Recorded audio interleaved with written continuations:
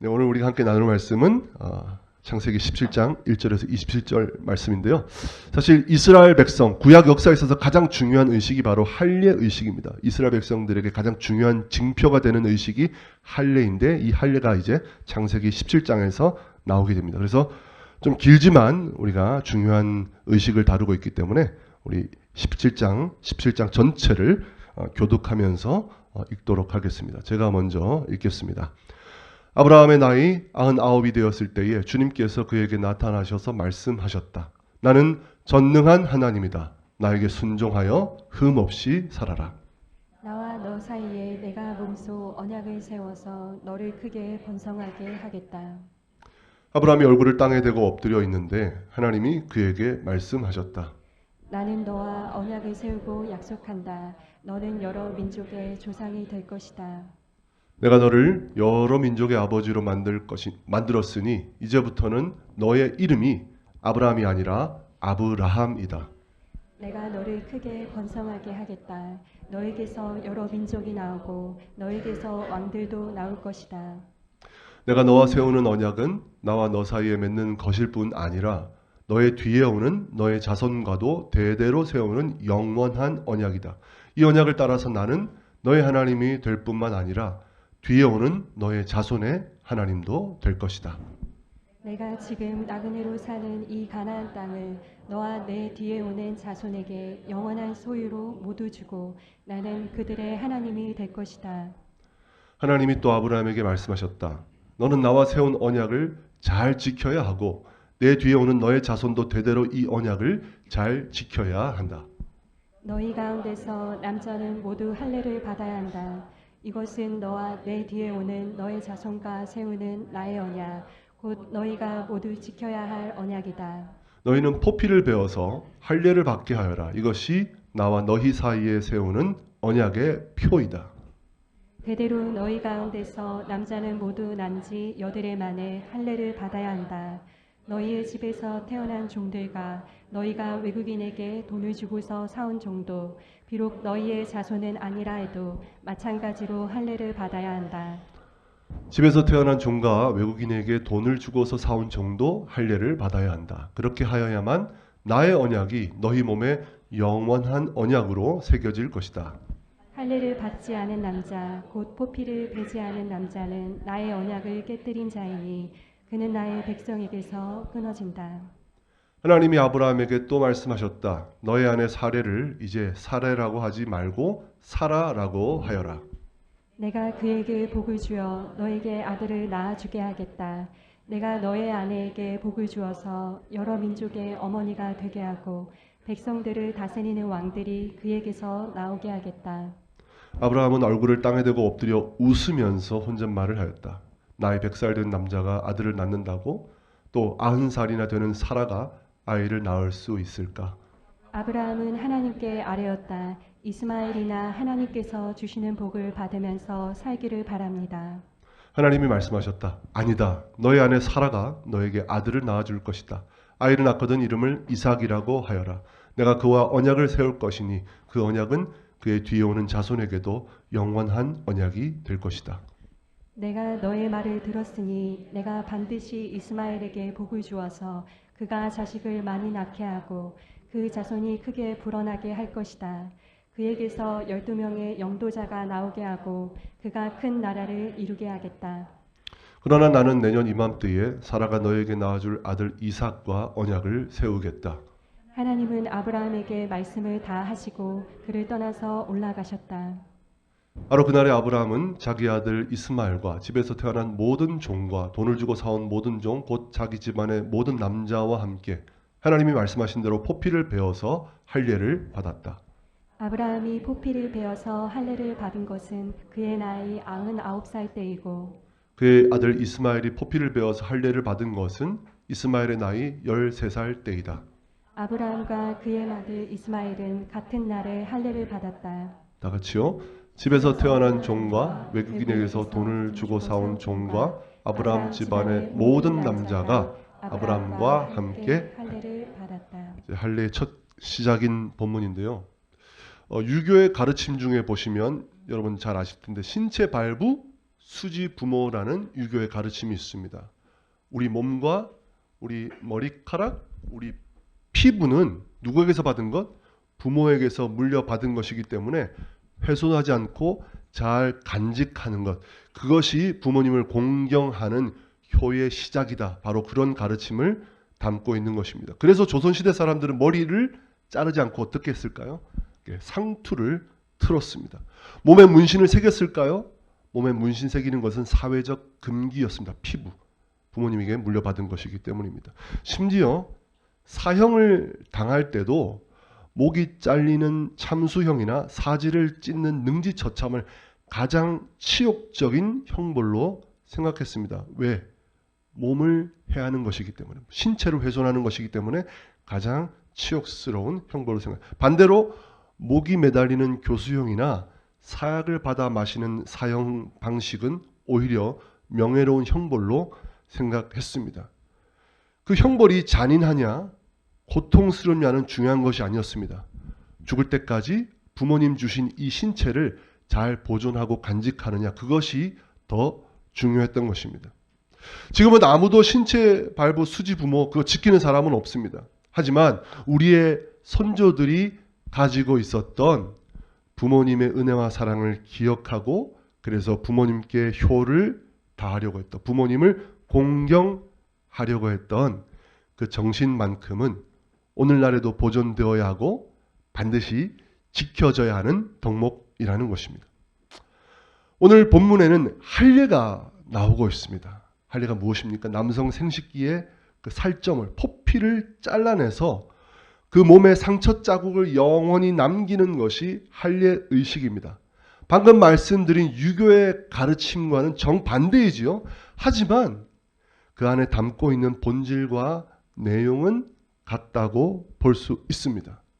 하나님께서 우리에게 베푸신 은혜와 사랑을 잘 기억하고, 그래서 하나님을 경외하는 삶을 살아가는 것, 바로 그것을 기억하고 지키라고 할례를 행했던 것입니다. 신약 시대를 살아가고 있는 우리들에게 할례는 아무 상관도 없고 그냥 없애버려야 할 구습처럼 여겨질 수 있습니다.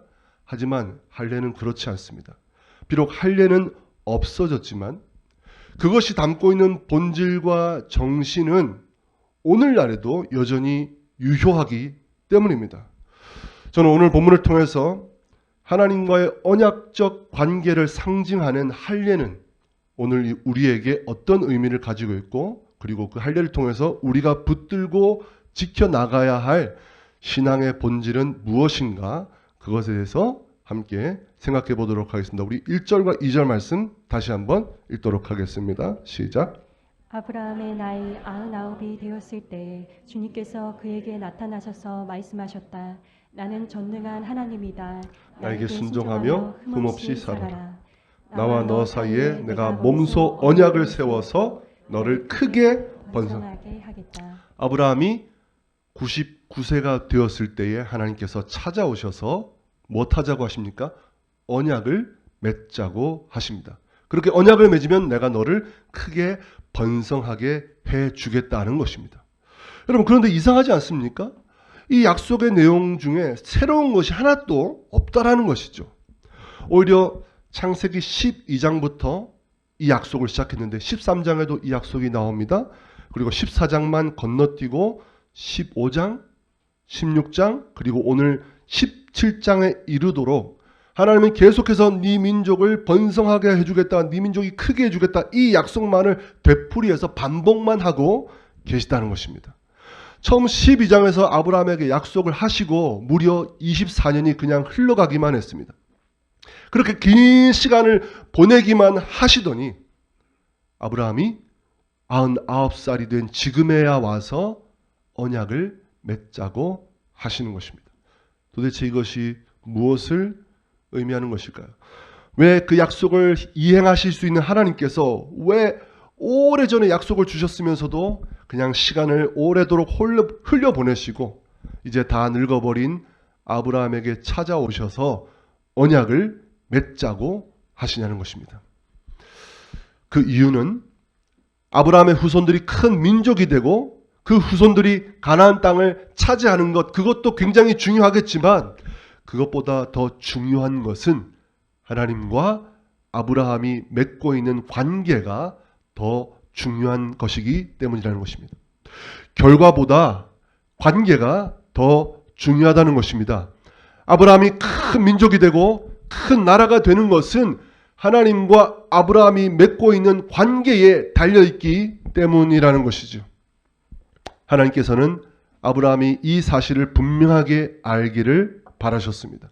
그리고 아브라함의 자손들도 이 사실을 잘 알고 있기를 바라셨습니다. 바로 하나님과의 관계가 우리의 생명이고 우리 믿음의 본질이라는 것입니다.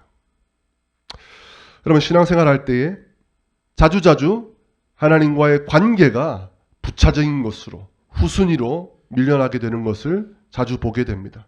반대로 우리들이 바라는 목적과 결과가 하나님보다 더 앞설 때가 많다는 것입니다. 하나님, 이것 주세요. 하나님, 저것 주시옵소서. 하나님, 이번에 꼭 합격하게 해주세요. 하나님, 우리를 잘되게 해주세요. 하나님, 성공하게 해주세요. 그렇게 급할 때만 하나님을 간절히 찾습니다. 물론 우리들은 하나님의 자녀이기 때문에 우리의 필요를 요청할 수 있는 특권이 있습니다. 그래서 하나님께서도 우리에게 필요를 구하라고 명령하기도 하셨습니다. 하지만 우리가 그러한 것들을 요구할 수 있는 진짜 이유가 무엇인지를 기억하고 있어야 된다는 것입니다. 우리가 왜 그것을 구할 수 있습니까? 하나님이 나의 아버지이시고 나는 그분의 자녀이기 때문에, 그 관계가 있기 때문에 우리는 하나님께 그러한 것들을 요구하며 나아갈 수 있는 것입니다. 결국 하나님과의 관계가 우리 신앙의 중요한 본질이라는 것, 그것을 분명히 알고 그 관계가 본질이라는 것을 분명히 깨닫게 된 사람들은 이제 어떻게 되느냐? 내가 무엇을 가졌느냐? 내가 무엇을 얻었느냐? 내가 무엇을 이루었느냐? 거기에 우리의 심령이 좌지우지되지 않고 오직 하나님과의 관계 안에서 참된 만족과 참된 삶의 의미를 발견하게 된다는 것입니다. 그래서 포도나무가 열매가 없고 감람나무 열매가 떨어지고 외양간 우리의 소와 양떼가 없어도 나는 여호와로 말미암아 뭐하겠다? 즐거워하겠다. 그리 아니하실지라도 나는 주님만 예배하겠다. 우리는 그렇게 고백할 수 있게 되는 것입니다. 우리와 하나님이 맺는 관계가 우리 신앙의 생명이며 우리 신앙의 본질인 줄 믿습니다. 바로 이 사실을 알게 하시려고 하나님께서는 아브라함이 다 늙은 99세가 될 때까지 기다리신 것입니다. 그리고 이제 아브라함과 할례라는 의식을 통해서 언약을 맺고 계십니다. 다시 말씀드리지만 할례는 남성 생식기의 포피를 잘라내서 떼내어서 죽을 때까지 그 몸에 지워지지 않을 상처를 몸에 지니게 만드는 것, 바로 그것이 할례입니다. 그렇게 함으로써 하나님과 아브라함이 맺고 있는 관계, 그리고 하나님과 이스라엘 백성들이 맺게 될 그 관계는 이제 어떤 관계다? 이제 절대로 지워지지 않는, 절대로 사라질 수 없는 영원한 관계다. 영원한 언약적 관계다. 그것을 할례를 통해서 보여주고 있는 것입니다. 그렇다면 할례를 통해서 드러나고 있는 하나님과 우리가 맺고 있는 언약적 관계는 구체적으로 어떤 관계인 것일까요? 먼저 형식적인 측면에서 보면 언약적 관계는 서로 쌍방간에 이행해야 할 의무들로 이루어져 있다는 것을 알 수 있습니다. 하나님이 행하셔야 할 의무가 있고 그리고 우리가 행해야 할 의무가 있다는 것입니다. 먼저 하나님의 의무가 무엇인지 살펴보겠습니다. 우리 4절에서 6절 말씀 함께 읽습니다. 시작. 나는 너와 언약을 세우고 약속한다. 너는 여러 민족의 조상이 될 것이다. 내가 너를 여러 민족의 아버지로 만들었으니 이제부터는 너의 이름이 아브라함이 아니라 아브라함이다. 내가 너를 크게 번성하게 하겠다. 너에게서 여러 민족이 나오고 너에게서 왕들도 나올 것이다. 하나님께서는 지금 무엇을 행하겠다고 하십니까? 아브라함을 큰 민족이 되게 하고 여러 민족의 아버지가 되게 하겠다. 열국의 아비, 열국 왕들의 아비가 되게 하겠다고 말씀하셨습니다. 그래서 아브라함, 너는 이제 아브라함이 아니라 뭐다? 아브라함이다. 그 이름의 뜻은 열국의 아비라는 뜻입니다. 그런데요, 이 아브라함이 열국의 아버지가 되는 그 일이 누구의 몸을 통해서 일어나게 되는가? 그것을 여기서 처음으로 하나님께서 밝히고 계시다는 것입니다. 누구를 통해 그 일이 이루어집니까? 바로 태가 닫혀버린 사라의 몸을 통해서 하나님께서는 그 일을 이루시겠다고 말씀하신 것입니다. 그런데 아브라함이 그 말씀을 듣자마자 이렇게 반응을 하게 됩니다. 17절에서 19절 말씀 읽겠습니다. 시작. 아브라함은 얼굴을 땅에 대고 엎드려 웃으면서 혼잣말을 하였다. 나이 100살 된 남자가 아들을 낳는다고, 또 90살이나 되는 사라가 아이를 낳을 수 있을까? 아브라함은 하나님께 아뢰었다. 이스마엘이나 하나님께서 주시는 복을 받으면서 살기를 바랍니다. 하나님이 말씀하셨다. 아니다, 너희 아내 사라가 너에게 아들을 낳아줄 것이다. 아이를 낳거든 이름을 이삭이라고 하여라. 내가 그와 언약을 세울 것이니 그 언약은 그의 뒤에 오는 자손에게도 영원한 언약이 될 것이다. 하나님의 말씀을 듣고 아브라함은 너무 황당해서 웃음을 터뜨리고 말았습니다. 자기도 모르게. 믿음의 조상 아브라함도 지금 하나님을 불신하고 있는 것입니다. 나는 이제 100살이고 내 아내 사라는 이제 90살인데 우리가 어떻게 아이를 낳을 수 있단 말인가? 하지만 하나님은 아이를 낳기에 불가능한 그 아브라함과 사라를 통하여서 내가 이 약속을 이루겠다고 말씀하신 것입니다. 그러므로 바로 이렇게 하나님이 행하실 이 의무, 바로 이 하나님이 행하실 일의 이 내용이 바로 하나님과 우리가 맺고 있는 관계가 무엇인지를 보여주고 있다는 것입니다. 우리들은 하나님 앞에서 어떤 존재들이란 말입니까? 마치 하나님 앞에서 아이를 낳을 수 없는 99살의 아브라함과 90살의 사라와 같은 것이 바로 우리들이라는 것입니다. 한마디로 말씀을 드리면 하나님 앞에서 우리는 전적으로 무능력하고 전적으로 무가치한 존재들일 뿐이라는 것입니다. 그런데도 하나님께서는 그러한 무가치한 우리들을 일방적으로 택하여 주시고 그러한 우리들에게 찾아와 주셔서 우리를 사랑해 주시고 우리에게 은혜를 베풀어 주셨다는 것입니다. 우리를 쓸모없다고 버리거나 포기한 것이 아니라 도리어 쓸모없는 우리들을 은혜와 사랑으로 품어 주시고 우리와 함께 해 주시고 우리를 존귀하게 만들어 주시는 것, 바로 그것이 하나님과 우리와의 관계라는 것입니다. 신명기 7장 7절에서 9절 말씀입니다. 함께 읽겠습니다. 시작. 주님께서 당신들을 사랑하시고 택하신 것은 당신들이 다른 민족들보다 수가 더 많아서가 아닙니다. 오히려 당신들은 모든 민족 가운데서 수가 가장 적은 민족입니다. 그런데도 주님께서는 당신들을 사랑하시기 때문에 당신들 조상에게 맹세하신 그 약속을 지키시려고 강한 손으로 당신들을 이집트 왕 바로의 손에서 건져내시고 그 종살이하던 집에서 이끌어내어 주신 것입니다. 그러므로 당신들은 주 당신들의 하나님이 참 하나님이시며 신실하신 하나님이심을 알아야 합니다. 주님을 사랑하고 주님의 계명을 지키는 사람에게는 천대에 이르기까지 그의 언약을 지키시며 또 한결같은 사랑을 베푸시는 신실하신 하나님이심을 알아야 합니다. 하나님은 어떤 분이십니까? 우리가 쓸데없다고 버리시는 하나님이 아니라 오히려 내가 쓸데없는 존재이기 때문에 나를 택하여 사랑해 주시는 분. 내가 이 세상에서 강하고 잘나서가 아니라 오히려 내가 이 세상에서 약하고 못났기 때문에 나를 소중히 여겨주신 분, 바로 그분이 하나님이시라는 것입니다. 그러므로 하나님께서는 어떠한 상황에서도 여러분이 어떠한 상태 가운데 있다 할지라도 하나님이 여러분을 절대로 포기하는 일이 없다는 것을 믿으시기 바랍니다.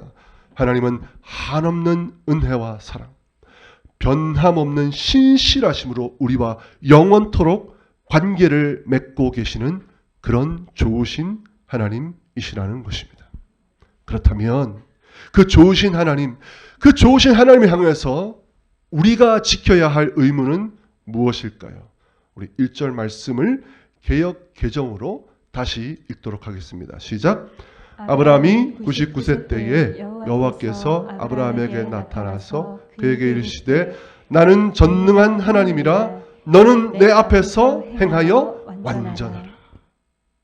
하나님의 큰 은혜와 사랑을 우리는 받았습니다. 그러므로 그 은혜와 사랑을 받은 우리의 의무는 무엇이라고요? 하나님 앞에서 행하여 완전하게 되는 것입니다. 은혜와 사랑을 받았기 때문에 이제 흠없이 살아야 된다는 것입니다. 그냥 좀 남들 보기에 괜찮게 사는 것 가지고는 안 된다는 말입니다. 사람의 기준이나 세상의 기준이 아니라 하나님 보시기에 완전한 자들이 되도록 그렇게 살아가야 될 의무가 우리에게 주어져 있다는 것입니다. 그러므로 하나님 앞에서 행하여 완전하게 되기를 힘쓰시는 여러분 되시기를 주님의 이름으로 축원드립니다. 축원드립니다. 네, 감사합니다. 그런데요, 아멘 했지만 너무 부담되잖아요. 도대체 우리가 어떻게 하나님 보시기에, 사람이 아니라 하나님 보시기에 완전한 삶을 행하며 살아갈 수 있냐는 것입니다. 나를 보면 여전히 나는 부족하고 연약한데 어떻게 하나님 보시기에 흠이 없는 삶을 살아갈 수 있냐는 것입니다. 때때로 잘 살아갈 때도 있죠. 그렇지만 그렇게 잘 사는 것 같다고도 순간 넘어지고 순식간에 유혹에 흔들리고 때때로 내 마음 하나 제대로 간수하지 못해서 저 밑바닥에 떨어질 때도 있는데 어떻게 우리가 하나님 보시기에 완전한 삶을 살 수 있다는 것입니다. 어떻게 완전한 삶을 살 수 있을까요? 그 해결책이 방금 하나님이 주신 그 명령 가운데 다 들어있다는 것입니다. 하나님께서 뭐라고 명령하셨습니까? 내 앞에서 행하여 완전하라. 완전하라. 그런데 그 명령 앞에 하나님은 또 뭐라고 말씀하셨습니까? 나는 전능한 하나님이라. 우리의 완전함은 우리에게 달린 것이 아니라 전능하신 하나님께 달려있다는 말씀인 것입니다. 완전함은 우리의 문제가 아니라 하나님의 문제가 된다는 것입니다. 여러분 오늘 본문 보십시오. 99세가 된 아브라함은 지금 절망과 자포자기하는 마음 가운데 있었습니다. 그렇기 때문에 하나님의 전능하심을 의지하기보다 자기가 하갈을 통해서 낳은 이스마엘을 더 의지하고 있었던 것입니다.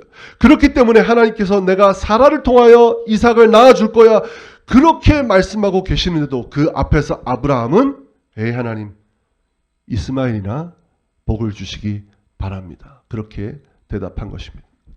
너는 내 앞에서 행하여 완전하라. 지금 그렇게 명령하셨는데도 아브라함은 지금 여전히 하나님을 신뢰하지 못하고 인간적인 대안인 이스마엘을 더 의지하고 있었다는 것입니다.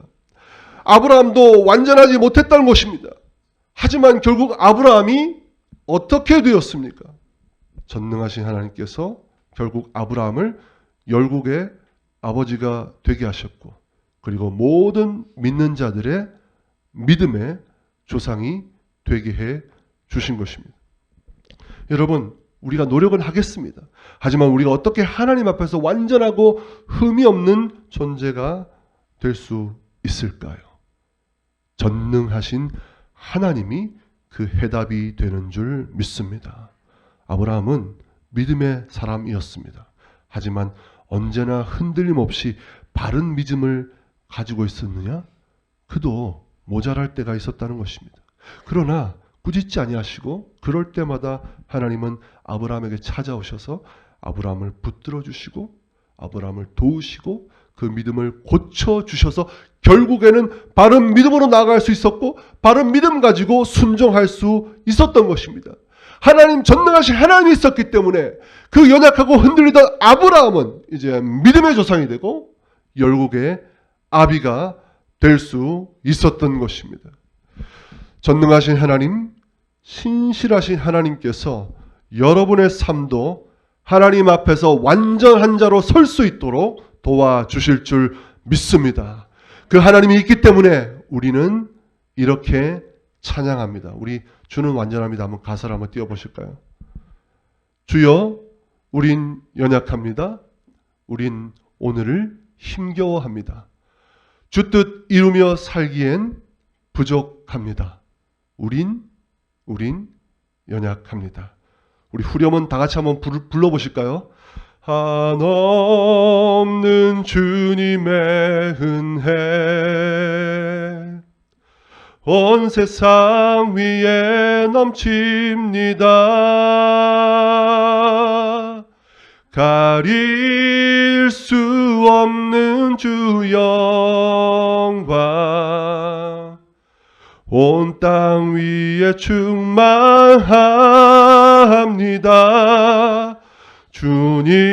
주님만이 길이 오니 우린 그 길 따라갑니다. 그날에 우릴 이루시 주는 완전합니다. 그날에 여러분을 이루실 우리 주님은 완전한 하나님이신 줄 믿습니다.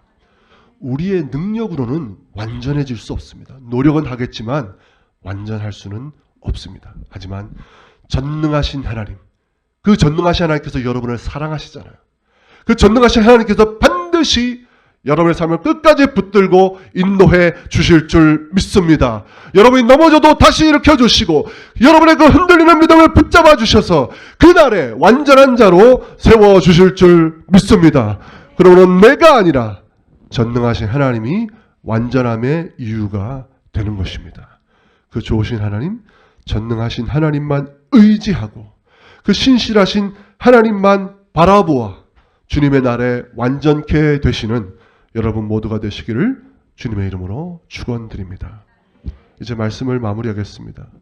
오늘 본문은 할례를 통해서 하나님과 우리가 어떤 관계로 맺어져 있는가를 보여주고 있습니다. 그런데 이것은 사실 쌍방적 관계이긴 하지만 사실은 일방적 관계에 더 가깝습니다. 하나님께서 전적인 사랑과 신실하심으로 무가치하고 무능력하고 연약한 우리들에게 일방적으로 찾아와 주셔서 우리를 하나님의 백성, 하나님의 소유 삼아 주신 것입니다. 그 은혜가 감사해서 우리가 열심히 노력하지만 우리가 완전해질 수 있습니까? 그러나 그런 우리를 버리거나 쓸데없다 하지 아니하시고 하나님은 전능하신 능력, 그 사랑의 능력으로 우리를 붙드셔서 결국에는 우리를 하나님 앞에서 완전한 자로 세워 주실 줄 믿습니다. 이 하나님과 우리가 맺고 있는 이 언약적 관계가 절대로 흔들리지 않는다. 절대로 사라지지 않을 것이다. 절대로 영원할 것이다. 그 영원한 관계다. 내가 너희를 끝까지 붙들 것이다. 이 영원한 관계라는 것을 보여주시기 위해서 하나님께서는 이스라엘 백성들의 몸에 회복되지 않을 상처 자국을 남겨서 그 자국 안고 살아가게 하신 것입니다. 왜? 하나님이 나를 영원히 붙들어 주실 것이니까. 물론 오늘 우리들 몸에는 할례 자국 같은 것은 없습니다. 그렇다고 이 언약적 관계가 여러분 사라진 것일까요? 여러분 예수님께서 부활하셨을 때를 보십시오. 그 중에 도마가 끝까지 믿지 못했습니다. 그러자 예수님이 도마 그 한 사람을 위해서 다시 찾아오셨습니다. 그리고 뭐라고 말씀하셨습니까? 내 손의 못자국을 보고 내 옆구리에 손을 넣어서 창 자국을 확인해 보거라. 예수님은 부활하셨는데 그런데도 그 몸에는 여전히 못자국과 창 자국이 선명하게 남아 있었다는 것입니다. 여러분 부활체니까 완전체 아닙니까? 부활하셨으니까 완벽하게 깨끗하게 치유된 몸으로 깨끗한 몸으로 부활하실 수 있으셨을 텐데 왜 예수님은 그 험한 못자국과 창자국을 그대로 몸에 지닌 채로 부활하신 것일까요? 왜냐하면 그 상처는 바로 우리를 향한 완전한 사랑, 우리를 향한 영원한 사랑을 나타내주는 상처 자국이기 때문입니다. 구약시대에는 하나님께서 이스라엘 백성들 몸에 상처 자국을 남기셨습니다. 하지만 신약 시대에는 우리가 아니라 하나님께서 아예 그 아들의 몸에 영원히 지워지지 않을 상처 자국을 남기신 것입니다. 그 자국을 통하여 그렇게 하심으로써 우리를 향한 하나님의 사랑이 완전하고 우리를 향한 하나님의 사랑이 영원하다는 것을 보여주고 계시는 것입니다. 우리 하나님께서 지금도 여러분을 끝까지 붙드시고 지키시고 인도해 주실 것입니다. 넘어지면 일으켜 주시고 잘못된 길로 가면 바로잡아 고쳐 주실 것입니다. 그래서 그 마지막 날에 우리 모두는 하나님 앞에 완전한 자로 세워지게 될 줄 믿습니다. 전능하신 하나님, 나를 사랑하시는 하나님만 바라보고 나아가시는 저와 여러분 되시기를 주님의 이름으로 축원드립니다.